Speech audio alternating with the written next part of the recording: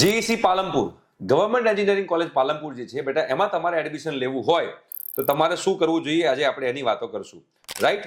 Again આ government college છે તો 95% સીટ્સ ગુજકેટ પ્લસ બોર્ડ પર ભરાશે અને 5% સીટ્સ જેડબલઈ મેન્સ થ્રુ ભરાશે.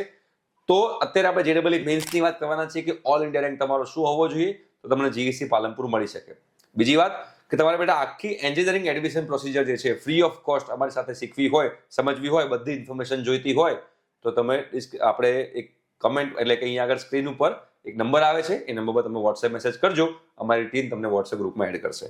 બેટા જીઈસી પાલનપુરમાં સિવિલમાં જવું હોય તો તમારો રેન્ક ઓલ ઇન્ડિયા રેન્ક 1,86,000 ની આજુબાજુ હોવો જોઈએ. કોમ્પ્યુટરમાં જવું હોય તો 89,000 ની આજુબાજુ રેન્ક હોવો જોઈએ. ઇલેક્ટ્રિકલમાં તમારો રેન્ક 6,34,000 ની આજુબાજુ હોવો જોઈએ.